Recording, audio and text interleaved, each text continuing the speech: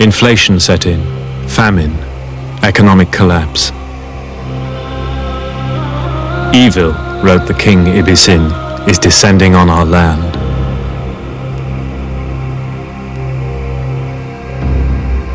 Then, all the cities of Sumer were smashed by a coalition of ancient enemies from Iran and the desert.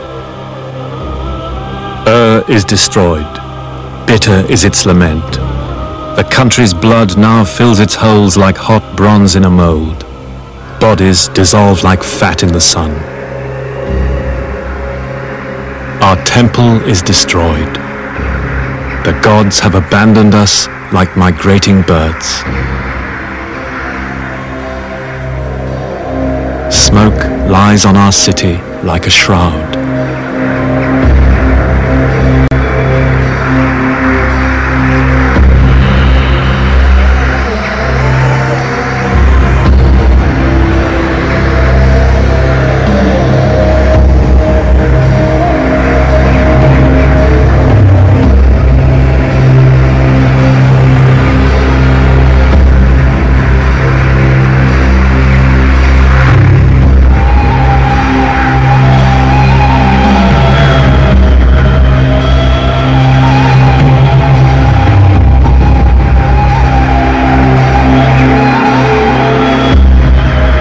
Their lament has echoed down the ages, to be heard again at Troy, at Dresden, at Hiroshima.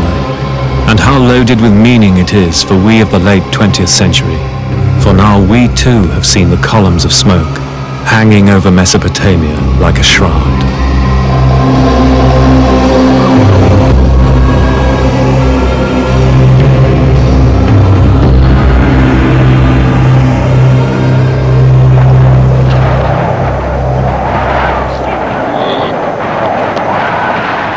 The people of Sumer would sing laments for their sacked cities for 2,000 years. Meanwhile, refugees fled Iraq on the caravan routes across the western desert, images evoking those of our own time. City dwellers become as one with nomads who'd never known a city. Among them, the Bible says, was a citizen of Ur, now revered by half the world, Abraham.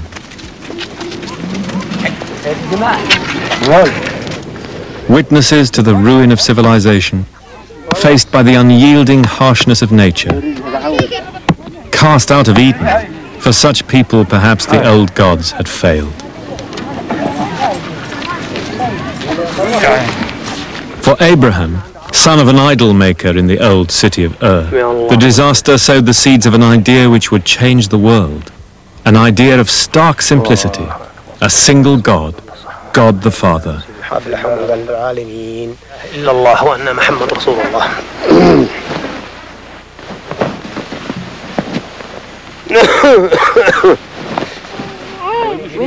Abraham took his idea with him as he migrated to Palestine.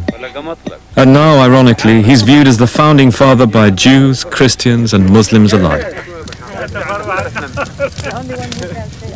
For Abraham was the first man to make a covenant with God. It was perhaps Iraq's greatest legacy to the world.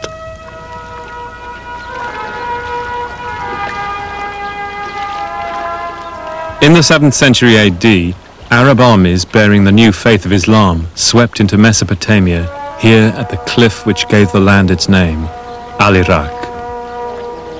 The coming of Islam to the land of Abraham was in a sense a homecoming, culmination of a long trend in the spiritual life of the Near East.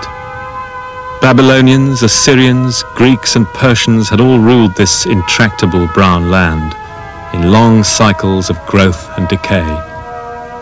And gradually, through the triumphs and disasters, the people had come to view God with an attitude of unquestioning submission. And so the way was paved for the coming of Islam to the cliff which gave the land its name, Al-Iraq.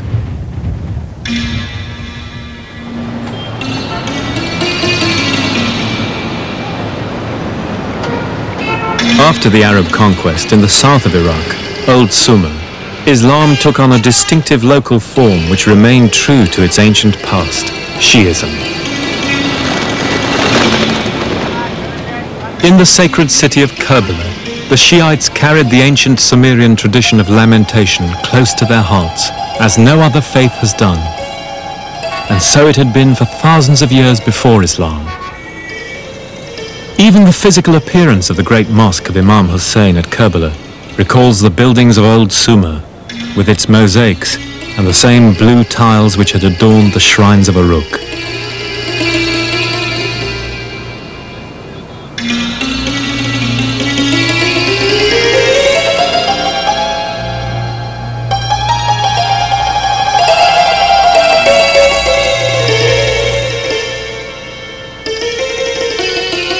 A true temple, as the Sumerians would have said, shining like a rainbow in the bright sun.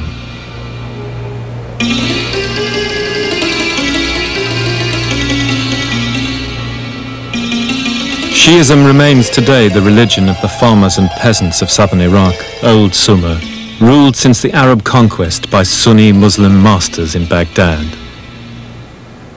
In 1991, at the end of the Gulf War, Karbala was devastated as the Shiites rose again against their overlords. Once more, the sacred shrine of Sumer was sacked and desecrated. And as so often before, the people of the south were left to lament.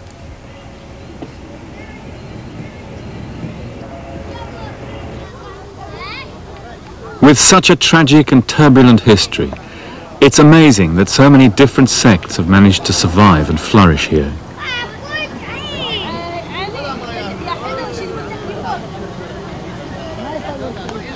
This is a Mandean wedding.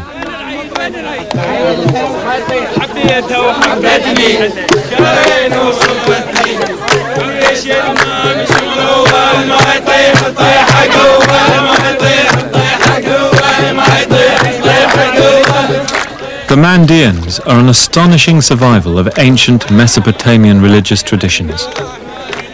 You could say they're the last of the Babylonians, but they also put us in touch with the baptismal customs out of which Christianity arose. For like Jesus, they call themselves followers of John the Baptist. Their wedding ceremonies are accompanied by full immersion in the Tigris, which in commemoration they still call the Jordan.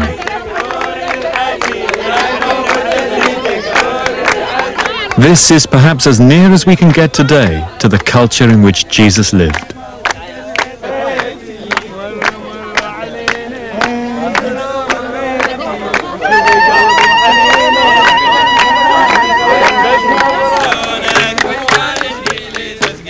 The Mandeans are a reminder of how pluralism and tolerance are essential qualities of civilization.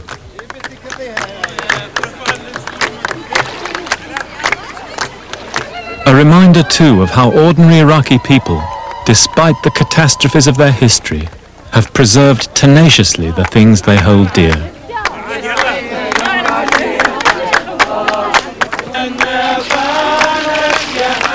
Life is victorious, says their marriage service.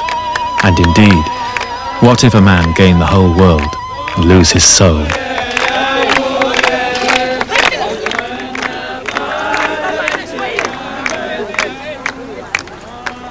Baghdad had been founded by the Arab conquerors of Iraq in the 8th century.